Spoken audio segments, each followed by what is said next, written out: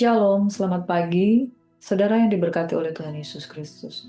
Damai sejahtera bagi saudara, damai sejahtera bagi kita sekalian. Bapak Ibu Saudara yang diberkati oleh Tuhan Yesus Kristus, kasih karunia Tuhan selalu yang terbaik dalam kehidupan kita. Hendaklah kamu kuat di dalam kekuatan kuasa-Nya. Ada banyak tantangan di dalam kehidupan ini saudara, tetapi hendaklah kamu tetap kuat. Tetap bersyukur, tetap bersuka cita di dalam segala keadaan, sebab sukacita itu adalah kekuatan kita. Bapak Ibu Saudara, kita akan merenungkan firman Tuhan. Mari kita mohon pertolongan Roh Kudus pada pagi hari ini. Mari kita satu di dalam doa. Bapak, terima kasih Tuhan, pagi hari ini kami yang sudah Engkau bangunkan dengan tubuh yang diberkati oleh Tuhan Yesus. Kami mau membangun mesbah dan kami mau merenungkan firman-Mu sebagai pedoman di dalam kehidupan kami, Bapa di surga. Karena kami tahu orang yang menanti-nantikan Tuhan akan mendapatkan kekuatan baru. Bukan sekedar duduk diam, tetapi mendengarkan sabda firman-Mu seperti Maria yang suka akan firman-Mu, yang suka duduk di kaki Tuhan. Dan firman Tuhan berkata, bagian yang terbaik itu tidak pernah akan diambil dari dalam kehidupannya. Maria telah mengambil bagian yang terbaik, yaitu suka duduk di kaki Tuhan. Pagi hari ini kami mau Tuhan duduk di kaki Tuhan, kami mau merenungkan sabda-Mu. Dalam nama Yesus kami bersyukur. Amin. Shalom saudara yang diberkati, kita akan merenungkan firman Tuhan dari Efesus 6, ayat yang ke-10 hingga ayat yang ke-24. Efesus 6 ayat 10 hingga ayat yang ke-20, perlengkapan rohani. Akhirnya, hendaklah kamu kuat di dalam Tuhan, di dalam kekuatan kuasa-Nya. Kenakanlah seluruh perlengkapan senjata Allah, supaya kamu dapat bertahan melawan tipu muslihat iblis. Karena perjuangan kita bukanlah melawan darah dan daging, tapi melawan pemerintah-pemerintah, melawan penguasa-penguasa, melawan penghulu-penghulu dunia yang gelap ini, melawan roh-roh jahat di udara. Sebab itu, ambillah seluruh perlengkapan senjata Allah, supaya kamu dapat mengadakan perlawanan pada hari yang jahat itu dan tetap berdiri sesudah kamu menyelesaikan segala sesuatu.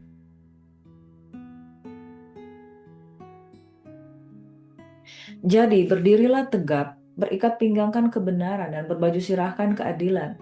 Kakimu berkasutkan kerelaan untuk memberitakan Injil damai sejahtera.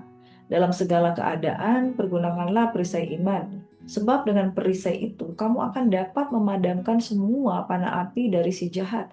Dan terimalah ketopong keselamatan dan pedang roh, yaitu firman Allah. Dalam segala doa dan permohonan, berdoalah setiap waktu di dalam roh dan berjaga-jagalah di dalam doamu itu dengan permohonan yang tak putus-putusnya untuk segala orang kudus. Juga untuk aku, supaya kepadaku jika aku membuka mulutku dikaruniakan perkataan yang benar, agar dengan keberanian aku memberitakan rahasia Injil yang kulayani sebagai utusan yang dipenjarakan. Berdoalah supaya dengan penuh keberanian aku menyatakannya sebagaimana seharusnya aku berbicara.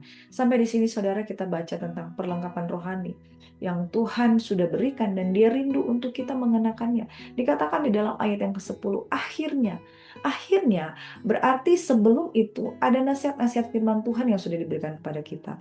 Bagaimana kita hidup di dalam kasih, bagaimana hidup kita dibangun di dalam kesatuan tubuh Kristus, bagaimana kita hidup sebagai suami istri yang takut akan Tuhan, dan berbagai macam nasihat firman Tuhan, supaya kita tidak menjadi manusia-manusia lama, tetapi hidup sebagai manusia baru, di mana kita sudah dikaruniakan segala berkat-berkat rohani. Dari semua nasihat yang ada kepada jemaat di Efesus, firman Tuhan katakan, akhirnya, dari semua nasihat yang ada, saudara, dikatakan bahwa tidak ada eh, tidak ada satupun saudara yang dapat memisahkan kita dari kasih Kristus, ya, sekalipun itu ada tipu muslihat iblis dari semua yang ada. Kalau saudara mengenakan selengkap senjata Allah, biarlah kamu tetap kuat di dalam Tuhan, di dalam kekuatan kuasanya. Saudara, orang-orang di Efesus dinasihati supaya mereka menjauhkan diri dari sikap-sikap manusia lama mereka, dari penyembahan berhala,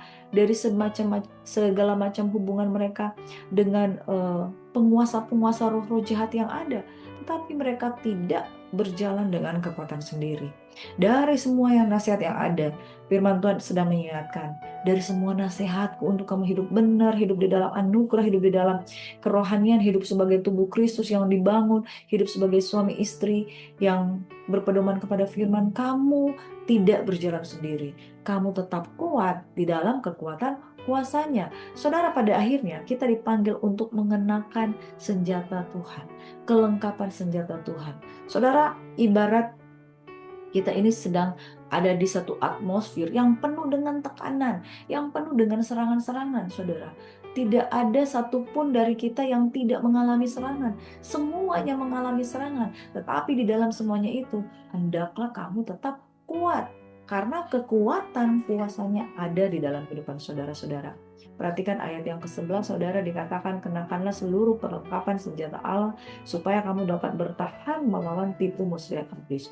Saudara, intimidasi begitu banyak, panah api si jahat begitu banyak, dan tipuan iblis ada di sekitar kita. Dan perjuangan kita bukanlah melawan darah dan daging, tapi melawan pemerintah, melawan penguasa, melawan penghulu dunia yang gelap ini, melawan roh-roh jahat di udara. Nah, ambillah seluruh perlengkapan senjata Allah. Ada beberapa senjata Allah, saudara. Dan dikatakan, kamu harus tetap tegak berdiri, kamu harus menyelesaikan segala satu, berdirilah tegak. Perlengkapan senjata Allah itu ada ikat pinggang kebenaran, baju sirah keadilan, kaki berkasutkan kerelaan memberitakan Injil damai sejahtera. Dan kemudian ada perisai iman, dan dengan perisai iman itu dapat memadamkan panah api si jahat. Dan kemudian kelima ada ketopong keselamatan. Yang keenam ada pedang roh, yaitu firman Allah. Lalu yang paling penting ayat yang ketujuh ada doa dan permohonan. Doa dan permohonan itu adalah tudung perlindungan bagi kita. Berdoalah setiap waktu di dalam roh. Tuhan tidak katakan berdoalah sekali-kali. Tuhan tidak katakan berdoalah 5 waktu. Berdoalah 7 waktu, 3 kali sehari. Tapi berdoalah setiap waktu di dalam roh dan berjaga-jaga. Bapak Ibu Saudaraku yang diberkati, serangan, intimidasi, tekanan iblis datang tiap saat, silih berganti, saudara. Tetapi tudung perlindunganmu adalah doa sepanjang waktu, doa setiap waktu, dan bukan sekedar doa setiap waktu dengan kata-kata akal budi, tetapi in the spirit of the Lord. Di dalam doa itu saudara berjaga-jaga, di dalam doa itu ada permohonan yang tak putus-putusnya. Ini berbicara tentang pengharapan yang tidak berkeputusan. Seorang pendoa, saudara, jangan mau menjadi putus asa. Seorang pendoa jangan mau menjadi gampang menyerah. Nah, saudara, mari saudara, berdoa itu adalah tudung perlindungan di dalam selengkap senjata Allah. Kemudian ayat yang selanjutnya, pemberitahuan dan salam, supaya kamu juga mengetahui keadaan dan hal ikhwalku, maka Tikhikus, saudara kita yang kekasih dan pelayan yang setia dalam Tuhan, akan memberitahukan semuanya kepada kamu. Dengan maksud inilah ia kusuruh kepadamu, yaitu supaya kamu tahu hal ihwal kami dan supaya ia menghibur hatimu. Damai sejahtera dan kasih dengan iman dari Allah dan Bapa dari Tuhan Yesus Kristus menyertai sekalian saudara. Kasih karunia menyertai semua orang yang mengasihi Tuhan kita Yesus Kristus dengan kasih yang tidak binasa. Nah, saudara, Paulus menutup surat Efesus ini dengan dorongan agar jemaat tetap kuat dalam Tuhan. Gambaran tentang prajurit Romawi lengkap dengan perlengkapan untuk melambangkan kesiapan rohani menghadapi serangan iblis. Akhirnya hendaklah kamu kuat di dalam Tuhan dan di dalam kekuatan kuasanya. Kekuatan ini yang dimaksud bukan sekedar fisik atau kemampuan pribadi, tapi kuasa Tuhan sendiri. Saudara, ilustrasi yang paling dapat dimengerti oleh mereka tentang perlindungan rohani itu seperti seorang prajurit Romawi. Orang Romawi itu sangat lengkap ya, kelengkapannya itu ada ya seperti yang disebutkan tadi, ada ketopong keselamatan untuk melindungi kepala, saudara, ada perisai, ada pedang, ya ada baju sirah, ikat pinggang dan kasut, semuanya itu lengkap. Dari gambaran itu Tuhan sedang mengajarkan satu ilustrasi melalui Rasul Paulus. Tidak ada satupun celah yang terbuka kalau kamu sungguh-sungguh mengenakan itu. Perlengkapan senjata di sini yang tadi sudah kita baca. Kalau ikat pinggang kebenaran itu artinya ikat pinggang kebenaran. Ikat pinggang itu merupakan benda yang kita taruh di pinggang kita supaya tubuh kita tidak telanjang, tidak melorot, saudara. Artinya kita harus hidup dalam integritas dan kejujuran, ya. Kemudian baju sirah keadilan itu menutupi bagian dada. Hati yang maknanya adalah hati yang dijaga dengan kebenaran Kristus.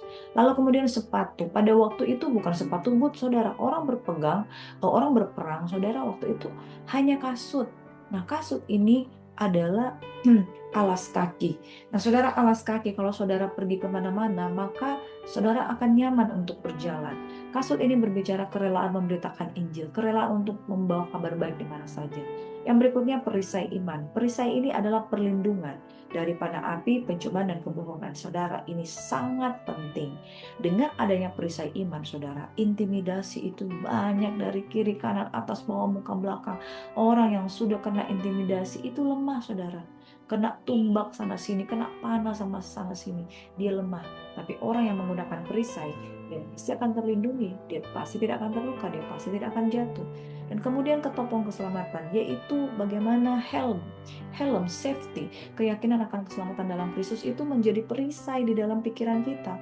Pikiran kita terlindungi, lindungi pikiran kita dari pikiran-pikiran jahat, pikiran-pikiran ketakutan, pikiran iblis dan tidak percaya. Yang berikutnya saudara, yang terakhir adalah pedang roh. Firman Allah sebagai senjata ofensif melawan tipu daya.